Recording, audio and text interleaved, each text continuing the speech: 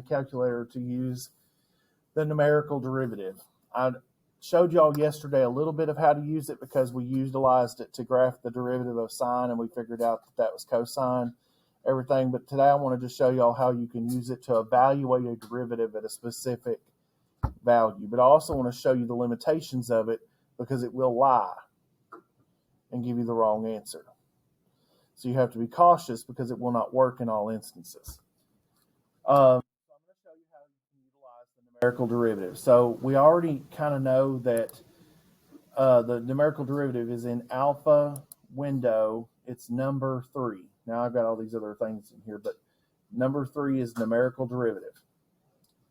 So if you hit number 3, it opens up the notation for you. And what's really nice is that it puts it in this notation for you. If it doesn't put this notation, you either have an older operating system or your calculator is accidentally in classic mode. So if you go to mode and go all the way down to the second screen, you want to make sure it's in math print. There's no reason to ever put it in classic mode anyways. I don't know why you would want that unless you just want to make it look old school. Those are for, I guess it's for older people that are used to doing it the longer way, whatever. So this makes it nicer though because it puts it in Leibniz notation right here. You're going to put the variable that you're differentiating with respect to. And let's just say we want to differentiate the function x squared. So we can actually type the function in. We don't have to type, or you can put it into y equals and use one of the y functions if you want to. It's whatever. But you can just type the function in. We know the derivative of x squared is what? 2x. So let's say we want to find the derivative at 3. Well, we know the derivative is 2x, so if I plug in 3 to that, I get what? 6. And if I hit enter right here right now, I should confirm it, I get 6.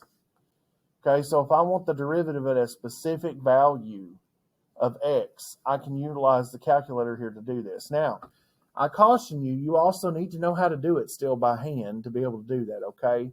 It's not that hard to do it, but if you want to double check yourself or verify that this is the right answer, you can utilize this.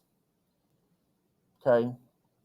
Now, this doesn't always work though. It will not work sometimes at values where we know the function is not differentiable. So let's think back in our background knowledge. It's been a few days since we talked about that, but where do functions fail to have a derivative? At where? What are those examples?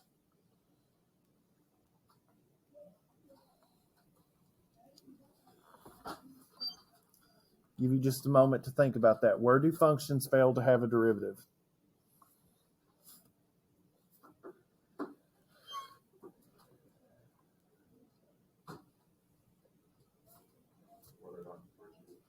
Well, yes, but more specifically.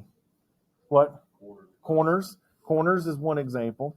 So when we have the function come to a corner, like the absolute value function, that's where it's not going to be differentiable. Where else? Vertical tangents, anywhere where there's a vertical tangent, yes. Any kind of discontinuity. So asymptotes, holes, jumps, whatever, oscillating discontinuity for that matter, if we want to count that in there as well. All of those points of discontinuity. And that last one was a cusp, which you can all think of. You can put corners and cusps together under the umbrella of sharp points. That's actually the one where this will lie to you. Because if I do a numerical derivative, for instance, we know that the absolute value function, the parent absolute value function, the square root of x, we know it has a corner at x equals what? 0, right? We know there's a corner right there. If I try to evaluate that derivative, though, at 0, we know that it's not differentiable there. We know that already. But if I try to do that, and I try to do the numerical derivative with respect to x, and I do it for the absolute value, abs is right here in the same menu, alpha window number 1, and I tried to, whoops, I didn't mean to do that, though. Let's see. I must have went over one too many. There we go. And I try to do the derivative of the absolute value function at x equals 0. We know that derivative does not exist, but look what the calculator tells me. It lies to me and tells me it's 0.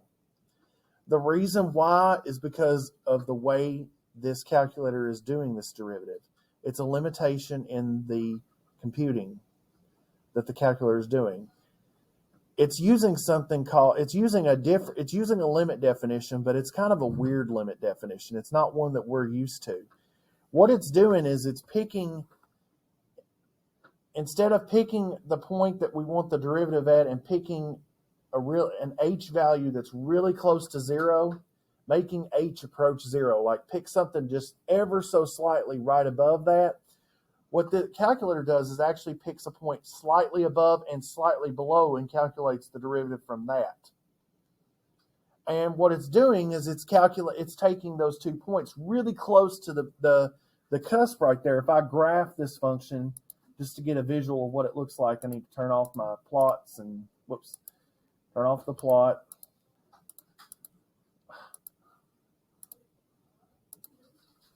Enter, not clear. And then clear that. There we go. If I graph the absolute value function in the calculator right here, and I put it in a nice window, not a crazy window. There we go. What it's doing is it's picking a point really close to the left, really close to the right, and connecting those 2 points and calculating the slope between those 2 points. So yeah, it's getting 0 because we're getting a flat line. So it's going to lie to us when we do values at sharp points like that. That's the bottom line. It'll lie to us even with this function. If we do x to the 2/3 power, that's got a cusp right there. That's the seagull function. That's what I call it. It's how you drew birds when you were little. You may still draw birds that way. I do. Okay, so if we evaluate the derivative there, we can also use there's another function here that we can use as well. If we go to second trace, we can go to number 6, and we can tell it to find the derivative at a specific value on the graph as well. So we can tell it x equals 0. It tells me the derivative is 0. It's lying to me. We know it's not differentiable there because that's a sharp point. So you have to be cautious of sharp points because this numerical derivative will lie and tell you the wrong answer. But for continuous, nice, typical polynomial, whatever, any kind of, even trig functions, unless it's, like tangent, where one of the, where the asymptotes are at, for any nice continuous function that we're familiar with that doesn't have a sharp point, doesn't have any of that, it should work and it should be fine. It may also lie to you at a vertical tangent. I can't remember what it does there. It may try to give you some crazy large number. Questions? So that's just how we can use the numerical derivative to help us.